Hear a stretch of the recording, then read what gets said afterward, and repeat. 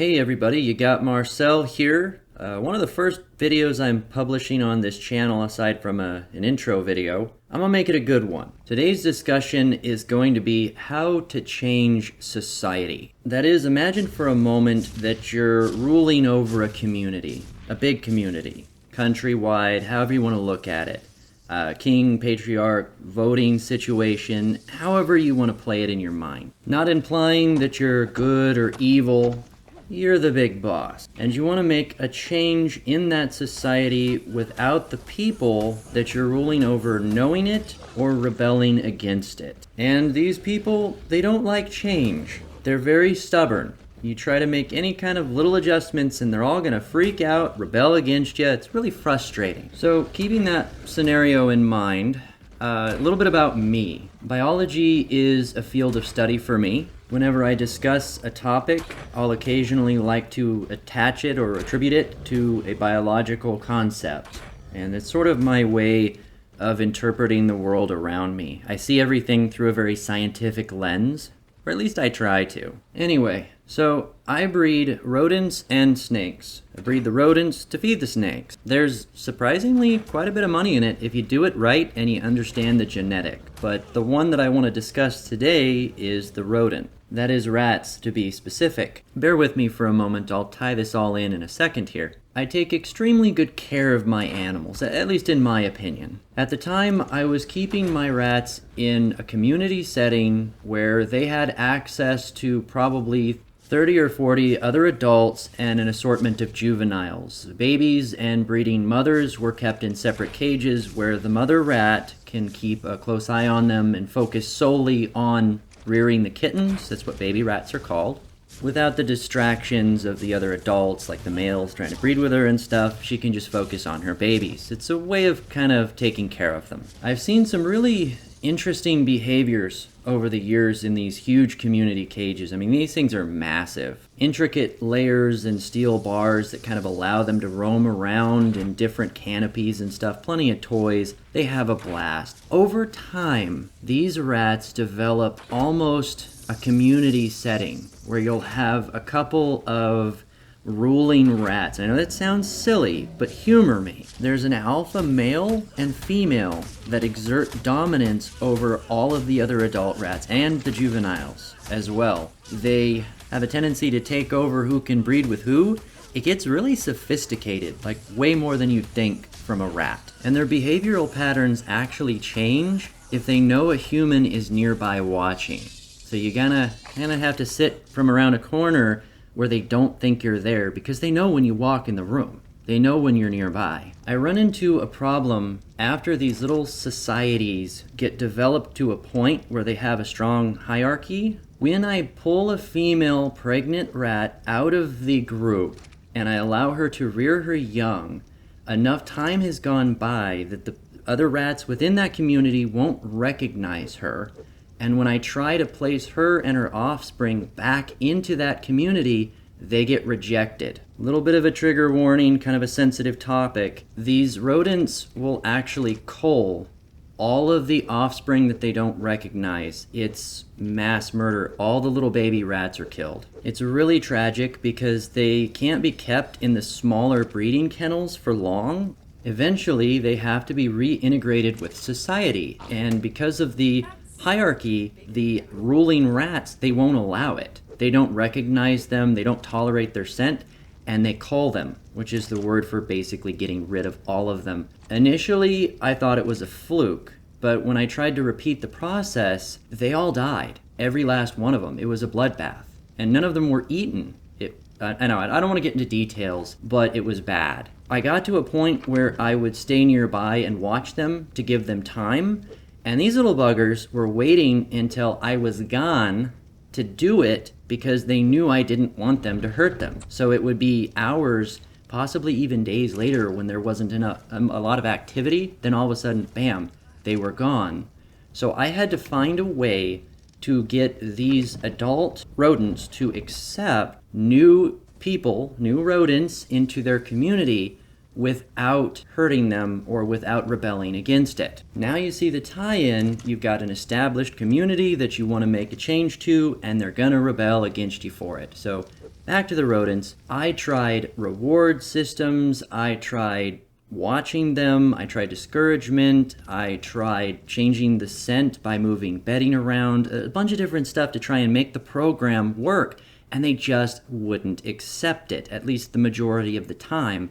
And they're smart about it too. So what was the solution? Creating mass chaos. By taking one massive kennel with an established society and taking half of the rats out of it and swapping them with another kennel that already had an established society, it creates chaos, where all of the rats are so focused on figuring out who's who, who's in charge, who's the leader, and interestingly enough, not hurting each other in the process. They didn't pay attention to all of these little rats that were suddenly in the mix. I broke their system, and by doing that, it only takes them maybe a day or two to reestablish dominance. Like, they figure it out really fast, who's in charge. But the disorder that I caused allowed me to make the smaller change that was my actual goal. So bringing that up to a human level situation. Say you've got a society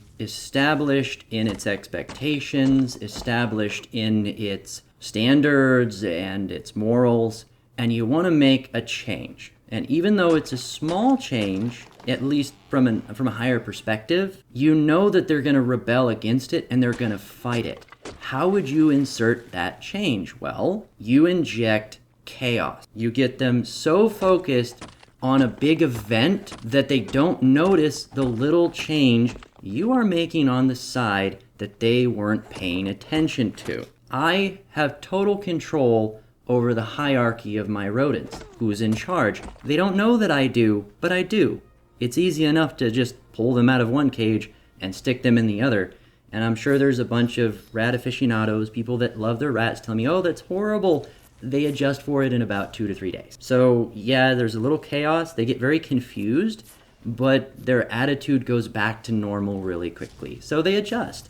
But I have control over that. I don't have control over whether or not they accept the new baby rats. They get to choose who lives or dies. So by changing the thing that I do have control over, I can allow them to accept the changes that I want to make within them. On a human scale, what chaos has been injected into our system that might be covering up little things that are being changed on the side that no one's paying attention to? What things does our government have control over that they could easily make changes to that people won't know it's under their control, but would be enough of a distraction that we won't notice the smaller changes on the side? I'm not trying to get too tinfoil hat here or imply anything that I don't know, but it's fair asking, not to kind of have an odd segue, but do you remember the movie V for Vendetta? It was a really neat movie, cool concept. Talking about that movie, there was a virus, hopefully you guys don't mind spoilers, kind of an older movie, but this virus was created by said government to create mass chaos. They had their hands deep in it, they created it from the offset, and then they turned around and created the vaccine, the cure for that virus in the movie, and then got everyone onto that vaccine, that cure. I think that was actually a treatment, rather, like a pill or something.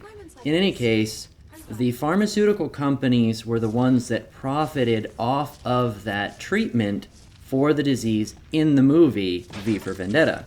It was a huge conspiracy about control and money. It was a mess for them. I don't think a scenario like that would work very well in modern times.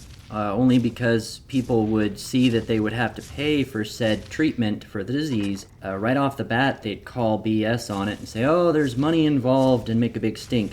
Maybe if that government had offered it for free, let's say, for example, in the first year, created a whole bunch of fear about that disease where everyone was riled up and terrified, maybe even encouraged social isolation of those who refused to get treated for it, where they were sort of ostracized, is that the right word? For not having wanted to get the treatment. Get everybody riled up. And then the first year offer it for free and have it be completely normal and safe, where there's nothing weird about it. And then over time, gradually start charging more and more once that treatment was socially accepted and tolerated. I mean, I can't imagine that something that's a treatment for a disease, I think you all know what I'm talking about, can be offered for free forever. Eventually there's going to be a fee associated with it, and by then people will already be socially acquilated,